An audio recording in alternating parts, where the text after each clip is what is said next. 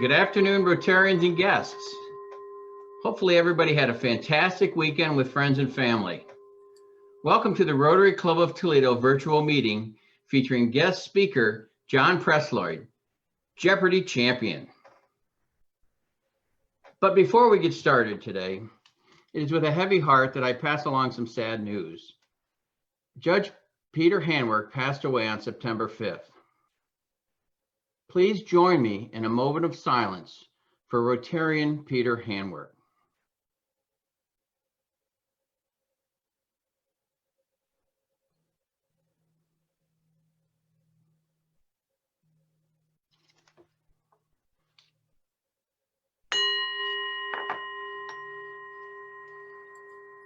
Thank you. We all know Peter will be missed, so please send prayers, great thoughts and prayers to the Hanwork family. Now, Mike George will deliver the reflection, and then we'll have Rotarian Jim Benor lead us as we stand for the Pledge of Allegiance.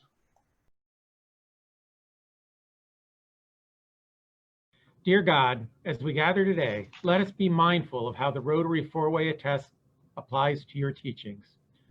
Is it the truth? We strive to be truthful as you have commanded us. Is it fair to all concerned? We strive to be fair as we hope you will be fair with us. Will it build goodwill and better friendships? We spread goodwill and friendships as you have asked us to love our neighbor as ourselves. Will it be beneficial to all concerned? We hope our good works will show your love and compassion to all those concerned. Amen. Amen.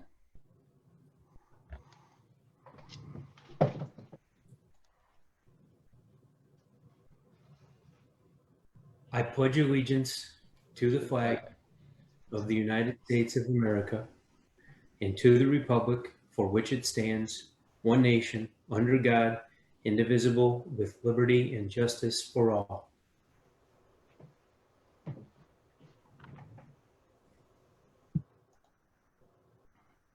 Thank you, Mike, and thank you, Jim. As we begin our meeting, I'd like to thank and acknowledge Kevin P. Mullen Consulting as our August weekly meeting sponsor. Thank you, Rotarian Kevin Mullen.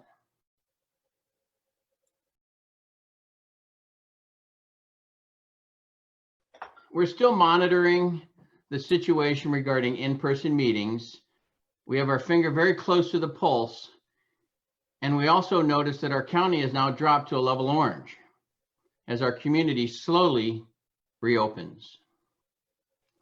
Also, Kathy Tate is currently on a much needed vacation. She'll be back in her office early next week, but if you need anything, please do not hesitate to reach out to Abby. And as we continue the tour of our service committees, today's committee tour will take us to the International Service, and Chair Danny Woodcock will provide some insight on the work they're doing.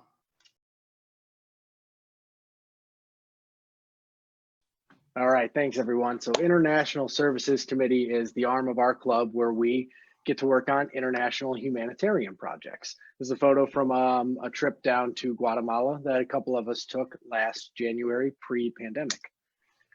So what does our committee do? Aside from volunteering, we work on and help fund humanitarian projects, from health initiatives like polio vaccinations, sustainability, clean water and sanitation, education, community development. We work on local volunteering projects like this one you see here. A number of us went to a facility that the University of Toledo owns and stored medical supplies for our MESA group. MESA is Medical Equipment and Supplies Abroad. It's a project of our district, 6600, and below you'll see a map of some of the areas that as of 2014, sorry for the outdated photo, but as of 2014, this is all the areas we were able to impact through the work with MESA. Some of the ways you might get involved with our committee, I think the simplest and the most easy one right now are the bike rides we have going on. We have a virtual walk, run, or ride that goes all the way through September. You may have seen some of the videos I'm posting on Facebook of the rides I'm doing. It's a lot of fun. And it's a walk or run or ride, so really anyone can get out and do it. And then on September 19th, we have a bonus ride coming up in Lorain County. All of those can be found at rotarymesa.org. You can also join our committee. We have meetings just about every other month, but with grant cycles coming up, oftentimes we have to meet more timely like we had to this month. So I appreciate the committee's flexibility this time around. You can volunteer with us when the time comes and we can get back to some of that stuff. I know Mesa is still shipping out containers, so we're still sorting there. And you can also always consider donating to the foundation, because the foundation allows us to sponsor a number of these projects. That is my brief tour. A couple more photos from our trips, and I am happy to answer any questions you guys might have for me.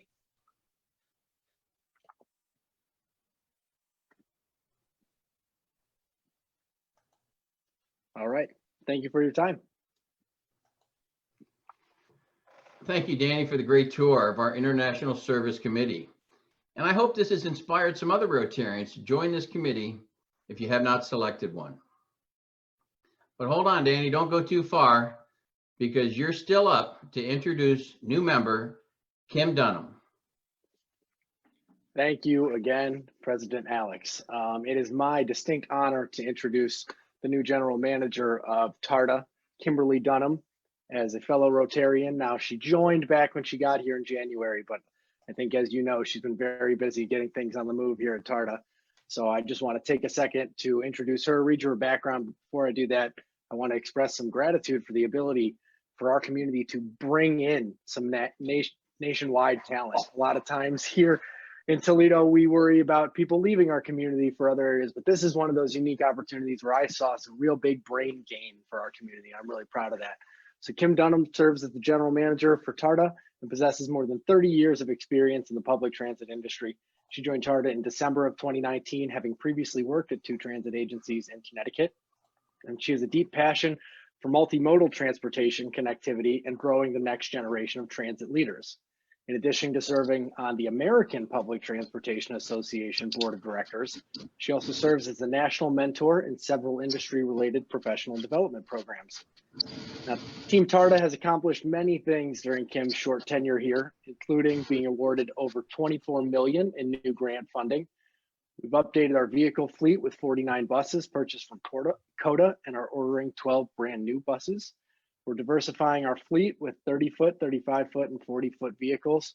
We've started to commonize all of the branding on TARDA vehicles. COVID-19 safety protocols for employees and customers. We've begun to repair labor relations and community partnership relations. We've entered into a number of public-private partnerships, including ones with the Toledo Zoo. Without further ado, Kimberly Dunham.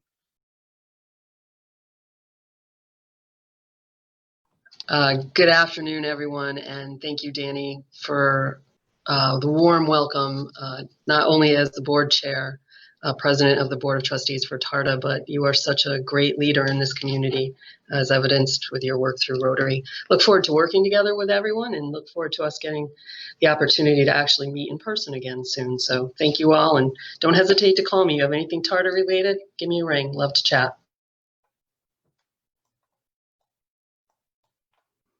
Welcome, Kim. You are now part of an organization with over 1.2 million members worldwide. We look forward to your leadership. And finally, here to introduce our speaker is Rotarian Janet Hales. Janet? I'm very happy to introduce John Presloid today. I won't repeat everything that's in his bio that will be in Spoke, but I enjoy doing a little research on my own about his journey. John was a lifelong viewer of Jeopardy. He started applying as soon as he turned 18, he started auditioning for Jeopardy. As far as I can tell, that was probably around the year 2000. He had a big breakthrough in October of 2018 on his 4th audition. He was invited to appear on the show. He was cast. He found out while he was running an experiment, because he is a researcher on Lyme disease at the University of Toledo. He has his his Bachelor of Pharmacology from UT and a Master's of Science in Biomedicine from the University of Toledo. John appeared 5 times, a total of 5 times on Jeopardy. He won 4 separate games in January of 2019 on his 4th time of the show. On the show, he hit 2 daily doubles, and he had an option to bet some of his earnings, but he bet all of his earnings, and it turned out very well for him. He won nearly $100,000 and set some records and made Toledo proud. And that's, I'll let John tell you the rest of the story, and I think we'll have questions at the end. So thank you so much. Thanks, Janet, and thanks for having me to the Rotary Club. I guess I'll just start a little bit, just kind of talking about my upbringing and where I grew up. So we were talking with some of the members before the meeting started. I actually grew up in Cleveland, a little tiny suburb called, well, not tiny, but Garfield Heights. If any of you have ever driven through 480, Garfield Heights is right at the end of that really tall bridge. It's mostly industrial, residential, nothing too big. I had a pretty normalish childhood. I have a twin brother, a younger sister, just went to public high schools and stuff, played soccer, track, tennis, baseball. And then when I got to high school, they actually had a quiz ball team. And the way it's set up in the high schools, sometimes you'll see on Saturday afternoons, they have the TV show with the high schools kind of doing questions and answers against each other. But they actually have leagues, sort of like a football league or a basketball league, where the different high schools will play each other, and there's standings and conferences. And we actually had a really good team at my high school. So it was pretty exciting. And like Janet mentioned, I grew up watching Jeopardy ever since I was little. So 7, 8 years old, we would watch it and try to get as many answers as I could. And once I got old enough, sort of keeping score and seeing who did best in the family and annoying my parents. So in high school, I was really excited to kind of get the opportunity to, it's not Jeopardy, but it's kind of like Jeopardy. You get to answer questions and do trivia, and it's competitive. So it's kind of as close as you can get without actually being on the show. And we actually did pretty good. So in my 4 years in high school, we were state runners up twice, I think 3rd one year. We went to nationals twice, but it was a lot of fun and got a lot of good experience. So as it was going, I remember one year, someone in one of the teams we played signed up and made it not on the show, but to like almost the final stage where they can go on the high school version of the show. And so everyone's like, well, you should try out. You'd be really good. And in a typical kind of cocky teenager, I think, it's just like, well, I don't want to sign up now, because at the time you could only win, I think, $25,000 if you won as a team tournament. So in my head, I'm like, I'm better than that. I can win more money if I just wait until I get on, real Jeopardy. So as Janet mentioned, my first audition was literally, it was the week after I turned 18, and it was in the summer of 2000. And I went, and at the time, the way they did auditions were, you just send in a postcard with your name and address, and they would just randomly mail a certain number of people to show up at a hotel or a conference room, and they would give everyone in the conference room the written test. So when I went for my first audition, there was about 200 people in the conference room, and it's a 50-question test, and they would show up on the TV screen, just like the show. They give you the category name and the question, and you write down the answer, and then you have to write down the question. They grade the test on the spot, and if you pass the test there, you would pass the next round at the same audition. Now it's a little bit different. So the first round now with the internet, it's a little bit easier. They can give everyone the test online. So it's the same kind of setup. You may have not taken it. They'll advertise it when they're running them. Usually, I think in February or March, they tend to run them. But now that's online. So you do your 50 questions online, same thing. They'll do the category name, and you can type in your answer. You only have, I think, 10 seconds per answer. So they don't say what a passing score is. They just tell you if you passed or not. The rumor is that it's about 35 out of 50 to get to the next round. And so the next round, if you pass the 50 questions, then they'll email a certain portion of the people that passed to do the in-person auditions. So for the in-person auditions, they pick about 15 to 20 cities across the country. So usually your big cities, so Chicago, New York, LA, will always have an audition every year, and then they sort of rotate them around from year to year, so they kind of cover as much of the city country as possible. So my first person audition when I was 18 was in Indianapolis. The second one was in Cleveland. The third one was in Detroit. And that was 2006 and 2014, I think. And then the audition that worked was in 2018, and that was also in Cleveland. So when you make it to the next round, it's a much smaller room. So there's only about 20 contestants or applicants in the room, and they have the actual show producers there. And they do another test in person. So it's just kind of like a safeguard, especially now because it's online, just to make sure that you're not cheating somehow, or you have a big group of room with a bunch of people giving answers and stuff. It protects the show, and it also protects the contestant, because they want to show everyone off. They want everyone to have a good time. So they don't want someone that kind of faked getting on the show, and then they get on the show and they embarrass themselves, and that doesn't make the show look good. The show's not fun when no one's buzzing in. So they just give a second test, and they don't announce the scores there. But basically, if you fail that second test, you're just sort of put at the bottom of the list. And then after the test, there's sort of like a half-hour period where they're grading the test and setting everything up, and then you sort of mingle with the other people that are there. They have some snacks. And then the fun part is they bring everyone up in groups of 3. And they don't have the full stage set up, but they have a buzzer system set up. They have the TV monitors, and you basically play a game in groups of 3. So you play about 10 minutes, so roughly like 3 to 4 rounds. And it's just like you see on the show. So you have to practice buzzing in. They have the timer set up. You have to practice answering in the form of a question.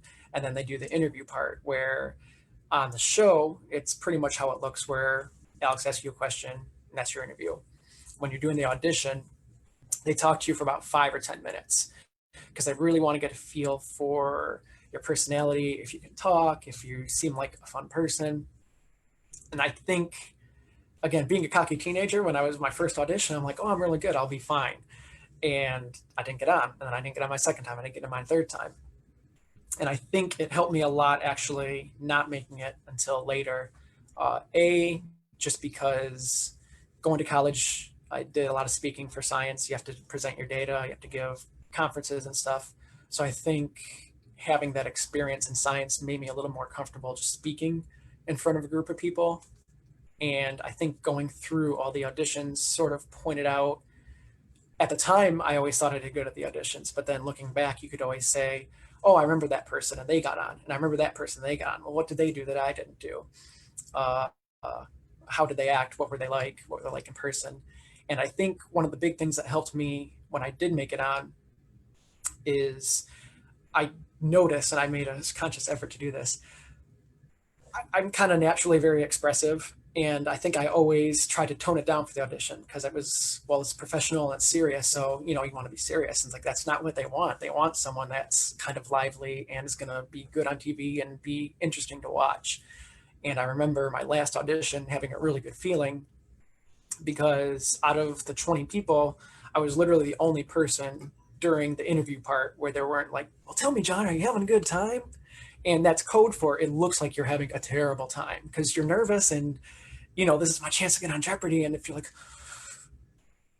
and you're just freezing, and it's like, they don't want someone that's going to freeze, or someone that's just going to panic or look unhappy while they're on TV. But I just kind of filed it away in my head, just thinking, okay, I've been through this before. They're probably not going to call back. If you pass the audition, you're in the contestant pool for about 18 months, and they can call you anytime in those 18 months. So some contestants get called like the week after their audition. They're like, we want you, can you come out next month?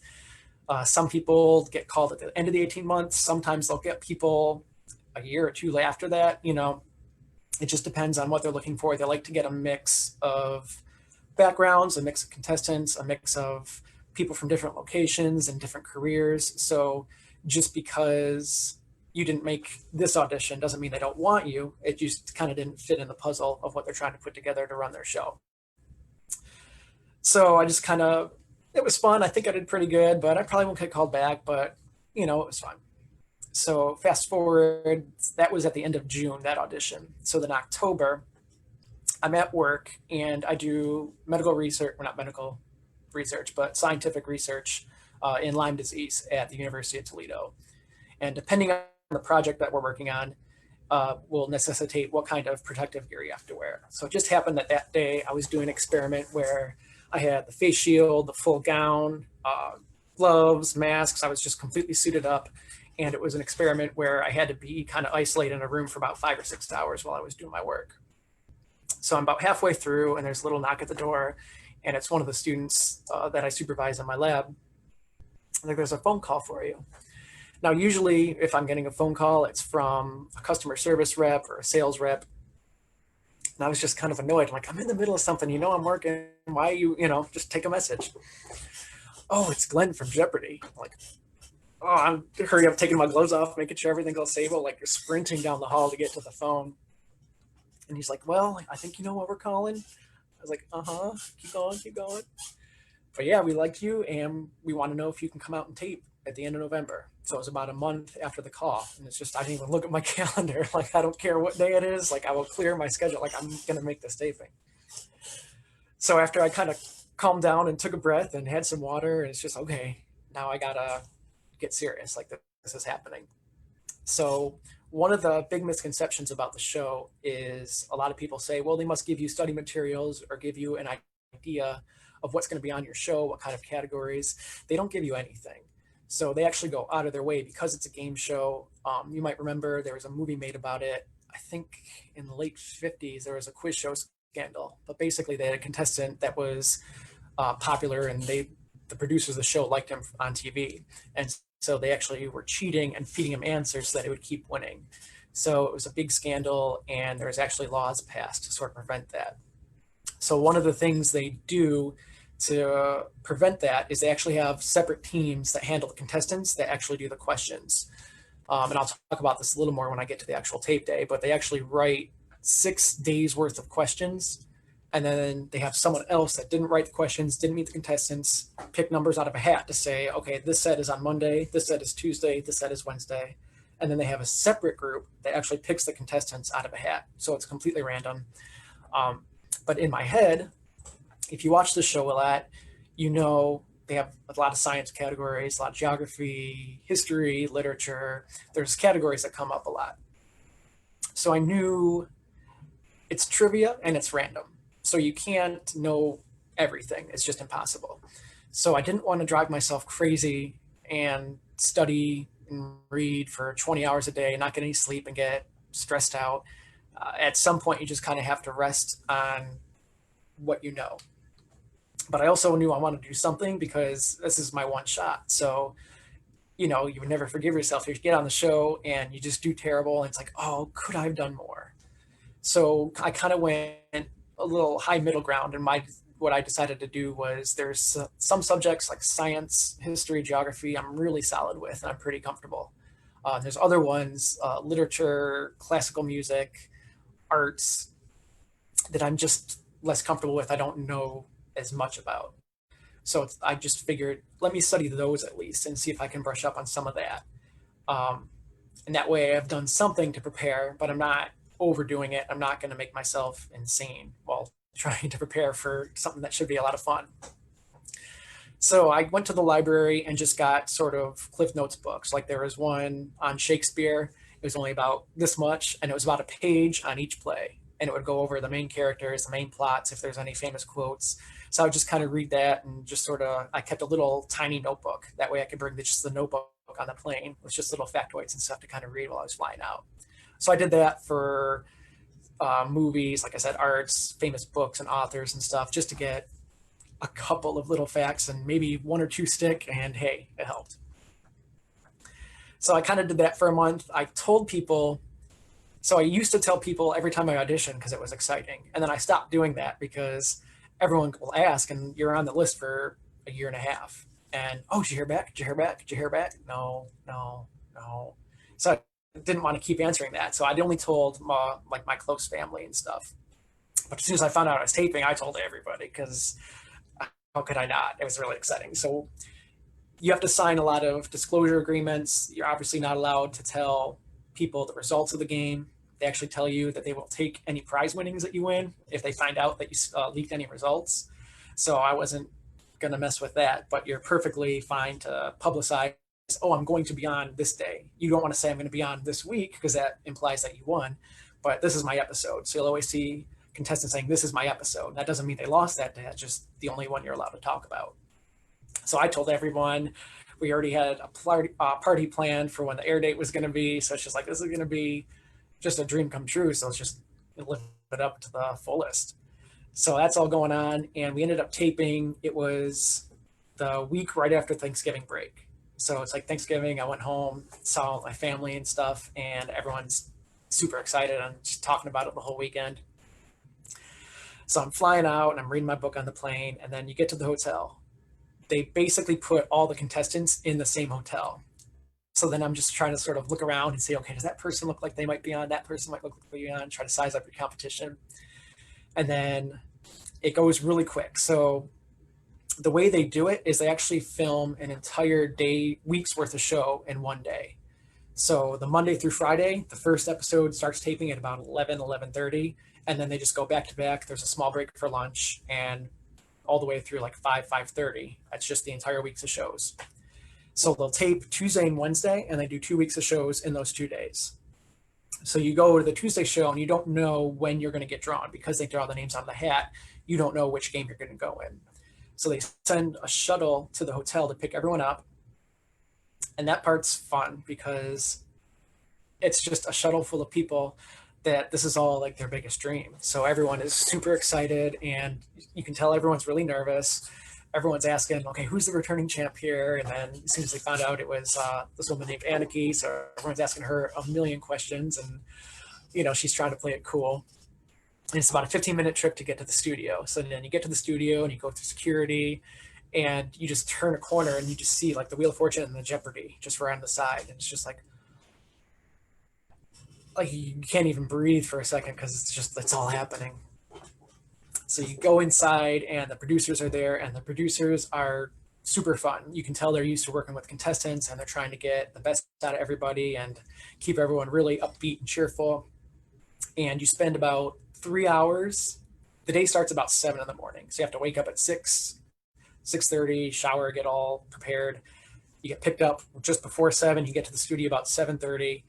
And as soon as you get there, it starts in with the orientation. Here's the rules. There's more rules than you would think about what to do, what not to do, what to do if this happens. Don't do this, don't do this, don't do this. I think a couple of the funnier rules, one, you never see it on the show, but it happens a couple times where the audio messes up or something happens with the question, and they go and they just retape Alex reading the clue, or they'll retape or they'll cut if there's a malfunction with the buzzers. So you just never see it on the show. But that's what they always say, like, don't scream or throw something, because then they can't really cut around it. And the other one that was funny is you always see those cards that Alex has with the facts when he's doing the interviews. And so they make you fill out about a 50-page questionnaire just about facts about yourself, and then they can pull from that to do the interview. So as you're going through orientation, they'll give you the card and say, here's the 3 things that we're going to write on here for Alex to bring up. And they'll kind of highlight one that they think will be most interesting, but once Alex gets it, he can ask whatever he wants. And so one of the funnier rules is sometimes he'll get the card, if it's on top of the other person's card, their last fact will show up, or he'll just read the wrong fact. And never correct Alex. So if you got married, if he asks you about your wedding in Paris, like, oh yeah, it was a great one. Like, you got married in Paris now. Like, that's just your fact, because they don't really have time to go back and change it. So there's about 2 hours of going through the rules, and then they bring everyone on stage. And that is, I can't even describe it. So you walk out of the corner of the green room and around the corner, and it's exactly how it looks on TV. So you have your podiums, and Alex's podium is over here. It's smaller than it looks on TV. So I would say the contestant podiums are only about 10 or 15 feet from Alex. The big wall of TV screens is directly behind him. And that's pretty much the studio. Like, what you see is basically the entire stage. And then the audience, there's only about room for about 70 or 80 people. So it was a lot smaller than I expected. And it was very cold. So they tell you to bring multiple outfits in case you win so that you can change. so it looks like it's a different day, and they tell you to dress warm. And usually I run really hot. Like a lot of times in the winter, unless it's really, really cold, I'll just wear just a jacket or a hoodie. But it was freezing in the studio, so I was glad I wore a couple of sweaters. So they bring everyone out and you get to practice on the actual stage with the actual buzzers. And they run that practice session for about an hour, hour and a half, until everyone is extremely comfortable with speaking, making sure they're in the frame correctly. There's risers behind the podium. That's a little tricky to get used to, so that everyone, it's easier for the camera to just pan contestants if they're at the same height. So they have risers so that if you're a little shorter, they bring you up to the height of the tallest contestant. I remember one of my games, one of the contestants was like 6'4", and I'm not 6'4". So I was hiked up pretty high for that one. So then they're ready to go. So we actually don't meet Alex at all until after all this, and like right before the game starts, he'll come and take pictures with everybody. And that's the first kind of contact you have with Alex. But even then, the schedule started, like they need to start taping. So it's not conversational. You just, oh, how are you doing? Good luck. Take a picture and you're good. So then all the contestants go sit in a separate isolated section of the audience and they start their taping. So they draw the names out of the hat. And all I wanted was not to be the first match, because I just kind of wanted to calm down and sort of watch everything happen. So I ended up getting a little bit lucky. I ended up being the third match. So it was the Wednesday match for the day. And I was facing Aniki, who was coming off of, that was her 5th game. So she had 4 wins when we were playing. And it's just a surreal experience. So you're standing there and they're doing the announcements and you hear them say, you know, from Perrysburg, Ohio, microbiologist John Presloid. And it's just like, oh God, oh God. And you just get, your heart, your stomach just sinks. But I was actually pretty surprised that I think I got the first or second one that day. And like once I buzzed in once, like it all just went away. Like I was just kind of in the zone. I was in the game. I didn't actually feel that nervous. I actually did not have a very good game my first game. Aniki, obviously, she was a 4-day champion. She ended up making the tournament. She's really good. And then our other opponent, Jill, was actually really good too. She was ahead going into the final Jeopardy. And then the final Jeopardy question, I was doing okay. I was still in it, but I was in third. And it's just kind of like, well, oh well, it was fun. And I get the category, and it was people and places, which could be literally anything. And the clue came up, and I wasn't really sure. So it was kind of an educated guess, but I didn't really think that I got it right. It's just kind of a guess. So you're in third place. You're the first person to get your final Jeopardy answer. And you can kind of see it where I'm just like, oh, I think it's this. And it was right. So it's like, okay, cool. Like I did a good score. I got final Jeopardy right. I'm not going to win, but hey, it was fun. And then it went to Aniki next because she was in second. So I'm just kind of looking, and she got it wrong. So like, oh, cool. So I'm in second place now. I moved up. So the winner gets to keep their money. Third place gets $1,000. Second place gets $2,000. So, okay, I just made $1,000 more. Awesome. Because they were both so smart, I just assumed, well, if I got it right and I didn't really even know, one of them probably got it right. So then it went to Jill, and she had the best poker face because she was kind of smiling. So like, yeah, she got it. And she didn't. She got it wrong. And I was just like, my mouth was open for like 15 seconds. Aniki was actually making fun of me for it after the show. But like as soon as she got it wrong, like I knew, like, oh my God, I just won Jeopardy. I won Jeopardy. I didn't even think it was going to happen. So I'm just like trying to breathe, just super excited. And then after the show, Alex comes and he'll talk. And that was actually a really neat part because you can tell just by the questions that he's asking that he's actually paying attention to the game. And when you got this question right, and that was a really tough category, so he's present, like he's in it. So that's pretty cool. And then it's funny because there's just a little, they call it the champion's dressing room, and it's a closet. It's about this big. You barely have enough room to kind of stretch out to change clothes. And it's go change clothes, go to the bathroom, and get it back on stage. And by the time you get back on stage, they're literally waiting for you because it's just a quick process. So you really don't even have time to, process what just happened before the next game is starting. And so the next couple games went a lot better for me.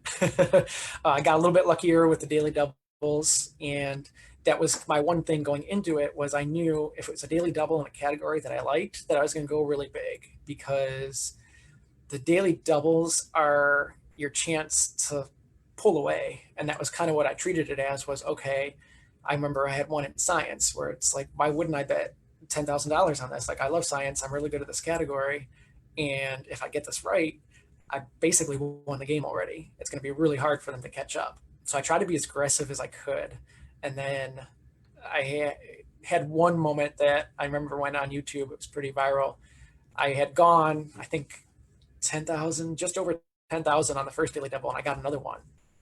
And Alex could tell that I wanted to go big, so he was always trying to kind of poke me to go really, really high, because he's, you know, into the show. He knows it's fun for the show when people bet high. I remember one of my bets, like the only time I actually noticed the audience was when I bet 10,000 or whatever, and you could hear the audience kind of gasp. I'm just kind of, oh yeah, right.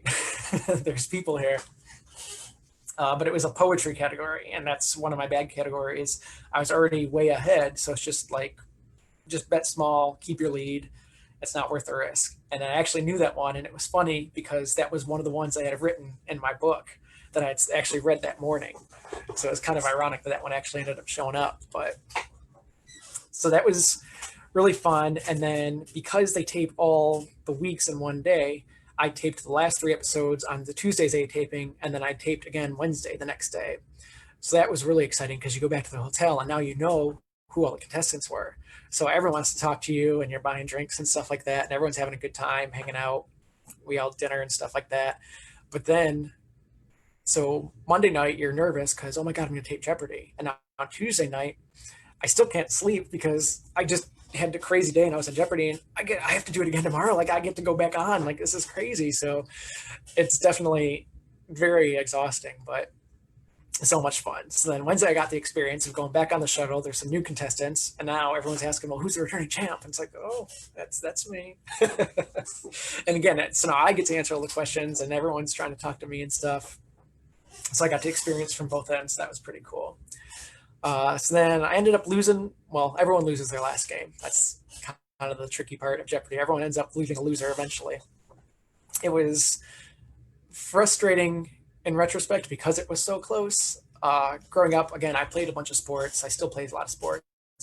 And there's something in a competition where if someone just beats you and they just pummel you, what can you do? You know, they were so much better, and you just really couldn't compete, and it is what it is. But when there's like one question here or one play here, like, you're just always thinking any one little thing could have changed it. But I mean, I should have lost my first game. And how many people just don't even get to make the show that it's, get to live their dream like that. So, I mean, you can't second guess it or anything like that. So then the hard part from there is that's at the end of November, and the show doesn't air until mid-January. And again, they've said many, many, many times that if you get leaked the results, like, they will take all your money. And they had like a news article of someone that actually did it to. And it's like, okay, especially now that I won so much money, like, I don't want to even risk that. So then the hard part is everyone now knows that you went on Jeopardy. And then, well, you can tell me. I'm not going to tell it. You can tell me. It's like, I'm not telling my mom didn't even tell my dad. So my mom went to the taping, and she didn't even tell my dad because we were so nervous about it. So then we're planning for the party, and then we ended up having about 50 or 60 people here. I know my mom had one for my family back home in Cleveland. They had like 30 or 40 people. And that was so much fun, especially because the first one was my come from behind one. So just kind of the swing of the crowd, everyone just cheering, and then they cheer and I got it right. And then they're cheering because Anarchy got it wrong, and they're cheering even louder when the other woman got it wrong because they know I won. It was just, I've never experienced anything like that, like being the center kind of focus of it. And it was just amazing. And then it was cool doing like talks like this and the news and the interview. Like, that was the one thing my mom would make fun of me for. She's like, oh, you're doing another interview, you're doing another speaking gig. It's just like, yeah, because this is fun. Everyone like, oh, I'm sorry to keep you probably sick of talking about Jeopardy. Like, no, I'll never get tired of talking about it. It's just so cool. So just kind of taking advantage of that. And one of the neat things that I didn't expect was going into it. Again, I did kind of competitive stuff in high school. I played a lot of sports, and I kind of expected it to be extremely serious, where it's for money and, you know, people study for it, people try their whole lives to get onto the show. So I thought it was going to be really tense and the people were going to be intense.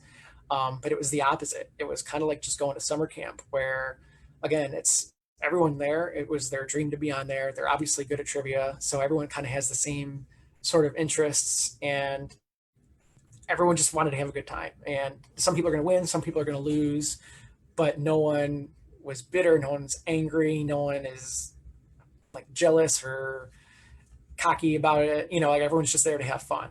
And I ended up meeting a ton of people. Like we still talk with the people on my tape day. We have like a group chat and we all go back and forth to this day. Like almost every day someone says something. One of the women had a baby last month, so we're all doing baby pictures and stuff like that. So it's just kind of neat to kind of come out of it with the experience of just being on there, but B, just meeting all these cool people from all over the country that I never, you know, how would we ever have crossed paths if it wasn't for the show? So it's just been, you know, it's almost 2 years now, but it's still just such a rewarding experience. And it's like, I can't believe I was lucky enough to just lived it. And today is actually kind of good timing for this talk with all the COVID stuff. Kind of didn't work out. I know we were supposed to do this kind of in March or April, if I'm remembering right as all the COVID stuff and the quarantines were just starting. But today, it's actually the new episodes of Jeopardy are actually coming back. So they had a big hiatus because they obviously couldn't tape, they couldn't bring contestants in or anything. Alex going through chemotherapy, it's actually super important, you know, to keep things distant and safe for him, as well as for everybody else. But they actually implemented some new measures. I've seen some of the stuff.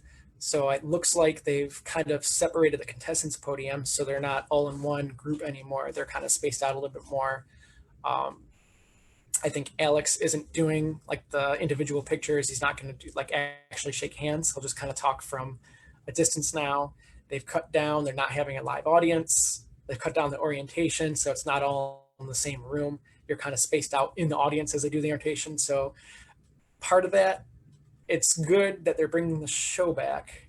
And I think it's exciting. And I think it's important to show that even in these times and with the danger that coronavirus presents, that we can take precautions, and if we do things correctly, we can still have nice things. We can still have some semblance of a normal life, but also, you know, there's sacrifices like, hey, we can't have the live audience. We can't do it exactly how it was. So it's going to be a little different, but we can still do it. It makes me a little sad because I think the contestant experience is going to be a lot different for the people that are on now. And I do know that they're only doing sort of Southern California contestants for the time being, just because it's not safe for people to travel from out of state or even from large distances. They don't want to kind of bring more people in. So that's a little different. And I think just kind of not having all the personal interaction will be a little bit of a bummer, but they still get to be on the show. And it'll be interesting to kind of see how the difference is, if it changes the show at all. But I'm glad it's going to be back because I'm getting tired of watching the reruns. So yeah, so that's kind of all I have to present, but I think we still have some time if people have questions. And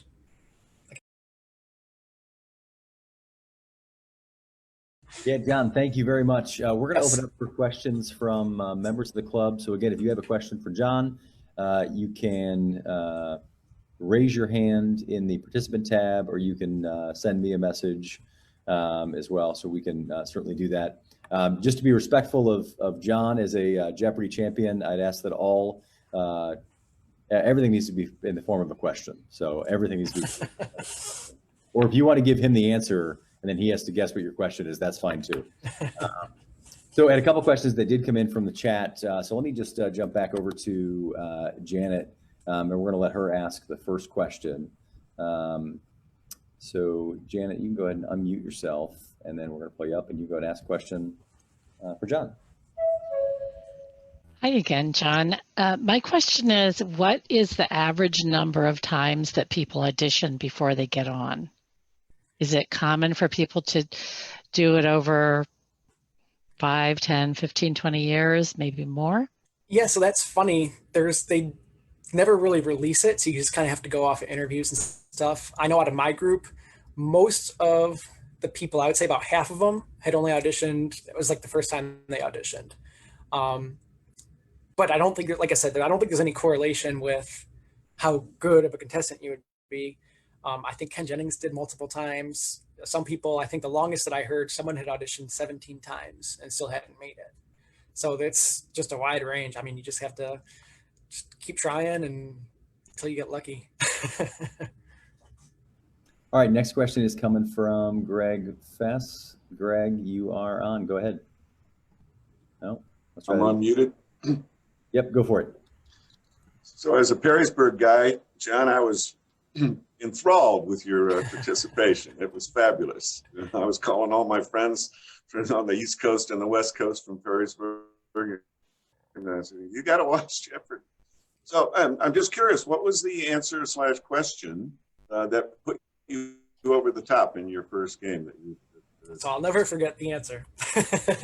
So the category was people and places, Right. and the clue was, I don't remember the exact wording of the clue, but it was something about the first person born here in September of 1780 or something was named Thursday, October Christian. So my thought process going into it was, well, it must be some kind of famous place if they're doing it. And the way it was worded just tipped off in my head something literary, like, okay, some famous place from a book, some kind of famous thing.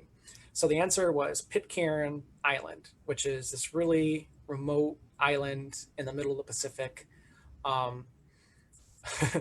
Wikipedia it sometimes because it's kind of messed up. Basically, the book Mutiny on the Bounty, the mutiny happened on that island. And basically the mutineers were left behind, and it's a rough place. So essentially all the people on the island, I think to this day, are pretty much all descended from like the handful of mutineered ship people that were on there. But what I didn't know, and if I would have been better with literature, I think I would have put this together really fast, is that the Mutiny on the Bounty, I knew the Mutiny on the Bounty was Pitcairn Island. So that was just kind of what I was going off of. Well, it's like, okay, I know it's a famous place from a famous book, so I couldn't think of anything better. But I guess the main character in the Mutiny on the Bounty is named Fletcher Christian. So the name Thursday, October Christian was in the clue. So if you knew the main character, then it was probably really easy, but I just got lucky. All right, next question coming from Chuck Mann. Chuck, you can unmute and you are on. Nope, you're still muted. There you go. Sorry, my question has to do with the trigger. Yes. Is there a sweet spot? In other words, you have to be, you see a lot of people doing this the whole time. I assume that they open that path up and then you can do it. What is the trick behind that? Yeah, so the way the buzzers are actually, I think, the hardest part of the game. Because like I said, everyone's passed the test, so everyone is smart that gets on there. So the buzzers, the way they work, you can't see it on when you're watching on TV, but to the sides of the big wall of TV screens where the categories are, there are 2 strips of lights. And so there's a table of judges, and there's one judge, his only job is after Alex reads the question, he pushes a button, those lights come on. Once he pushes that button and the lights come on, you can buzz in. If you buzz in before that, you actually get locked out for a quarter second, which doesn't sound like a lot of time, but that's, you know, when everyone's doing that, that's an eternity. So that's one of the tricks they tell you is once you start buzzing, just keep buzzing in, because maybe you didn't get in, but if everyone got locked out, then it's still a race to see who's not locked out first. That's why you always kind of see people going crazy. They actually say like that is how you want to do it, because you just want to keep going just in case. I know there's a couple people that I played against where people, you know, oh, they're so annoying how they buzz. They're going crazy. They're going crazy. It's like, that's A, what they tell you to do. And B, I'm doing it too. But having watched the show a lot, I know you see people do that. I didn't want to look like that. So I had my hands, I kind of try and do it below the podium. Yeah. Exactly. So I had them down by my waist, but I was doing that too. Thank you. Sure. All right, Travis Tangeman's got a question. Travis, you can go ahead. So thanks for the presentation. I've loved it. It's been great. I'm curious. I've got a lot of friends who are doctors who, when they meet people, are automatically hit up for medical advice. I've got a lot of friends who are lawyers that get up for legal. Do you now find that everybody just wants to see if they can trick you up on trivia every time they meet you? Yes. And it's hard because trivia is so broad that one of the things about Jeopardy is they try to do more broad-based trivia. So it's, what's the capital of this country? What's this? But when people want to come specifically to trick you, it's, who was the third baseman for the Philadelphia Athletics in the 1932 season? It's like, I don't know anything. What was his batting average? Like, that's just a fact. That's not trivia anymore, But yeah, everyone likes to come up with crazy questions, and it's fun. No one's is like mean about it, but then they get to say, I stumped him. I stumped him. Follow-up, if I can. A follow-up question is, are you available for drinks and trivia nights at local bars? If they ever open up again. Right. Thank you. Thank you. So Travis, you teed me up perfectly here, because I think I saw something on Facebook, and John, I'll let you talk about it. Are you hosting trivia for Wood County? Yes, so Wood County Plays. Yep. So it's an organization. They're, I think it's at the Rotary Park in Perrysburg, but they have plans. They want to build an all-inclusive playground for children. So one of the issues with children, depending on their developmental needs, like even something as simple when you see a playground has the mulch. Well, if you have a walker or a wheelchair, or you have mobility issues, you can't go on the mulch. So it's designed with these children in mind that have different needs and different abilities, so that it's accessible for everyone. And it's not, one of the important things is they can all play in the same areas together, instead of, well, this is your area, you can only go in this area. So it's sort of more broad so that everyone can play. So it's a fundraiser for that. And this is another thing that got kind of postponed with the coronavirus. We were supposed to do this earlier in the spring. But we've come up, I think, with kind of a neat idea. It's sort of like a drive-in style trivia night. So everyone can kind of come up. Your team can just sit in your car. You can bring lawn chairs and sit outside your car. And they do the questions over kind of an FM on your radio. It's like a radio frequency. When you go to the drive-in, you can set your tuner to some not used radio station to hear everything. It's September 24th, I think, is that Saturday. But it's, I think, 3 to 7. I think it comes with pizza. They'll have people bringing you your pizza. You can order food and pop and stuff. But it sounds like a lot of fun, and it's for a good cause. So it should be an interesting day. Awesome. And then I don't see any more questions come in. So this will be our final question for the day. And so you can choose to double down and put all your money on this. So Alex Trebek, at some point in time, he's going to retire. I feel like I had seen something about a pending retirement for him, but who do you think should take over as the next host for Jeopardy when he decides to hang it up? Yeah, so there was actually, he's very adamant that he does not want to retire. He's not retiring. And I can definitely see him. He loves the show. He loves what he does. So he's going to stay as long as he reasonably can. And everyone has dealt with people with cancer where it's up and down, and who can, say how things are going to be 6 months from now, a year from now, 2 years from now. He's done really well with it. So right now there's no concrete plans for replacement. I did see a few weeks ago, they've actually brought Ken Jennings on in a production role. So he's not doing any hosting, but they'll do things where he's reading, we have the Clue crew, where they'll do, hey, we're on location at the Liberty Bell. Who signed the Declaration of Independence or something? So he's going to be reading some questions like that and doing some special categories and helping out with the production of the show. Officially, he's not in any consideration, but in my mind, I think people always talk about contestants that could host. I think he's the only option you could really go with as a contestant to host. And I think he'd be a really good host. I think he's personable. I think he has enough of kind of the Alex sort of dry humor that he can kind of roll with it. If they're not going with a contestant, I actually do think Jimmy, he's one of the people that does the clues from the Clue crew. I think he would be a really good host. People talk about celebrities like Drew Carey and stuff. I don't know. It would be a hard fit because you want someone that's personable, but it's also not like kind of a rat pack, like, hey, everyone, like you can't be too kind of smarmy about it. So I think they would have a hard time replacing him, but I actually think Ken Jennings would be a good fit. Awesome. John, thank you so much. I appreciate Thanks so much for having me. I want to pass it back to President Alex. Thank you for joining us today, John. And also thanks for a very energetic and exciting presentation. As our gift to you, we'll be sending you a well-known book in Toledo, Historical Tales of Toledo, authored by past President Clint Mock. You never know, there might be some questions on Jeopardy again about that book or about Tales of Toledo. Also, we're going to make a donation to the Polio Plus Fund in your name. Thank you again for joining us. Another noteworthy item that came across my attention this morning is that Rotarian Tom Klein has been in the hospital for a couple weeks and he's been moved to hospice. Please keep his family in your thoughts and prayers. Next Monday's meeting, September 21st, will be Heather Bradley. And she will speak on the local not-for-profit landscape. After today's meeting, we have 3 committee meetings: the membership engagement, the youth services, and disability services.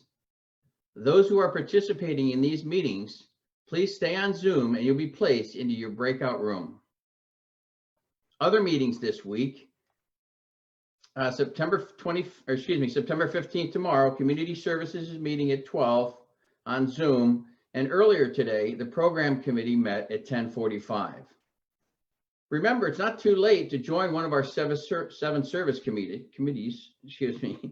To join one of our 7 service committees, I encourage you to find a committee that suits your passion. And finally, we'll close today with Chuck's Chuckles. Chuck?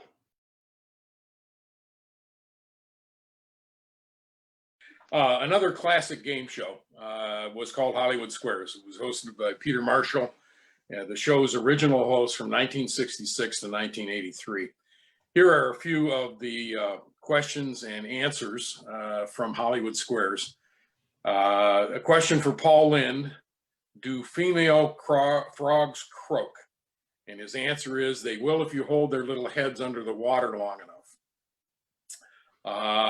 If you're going to make a parachute jump, at least how high should you be?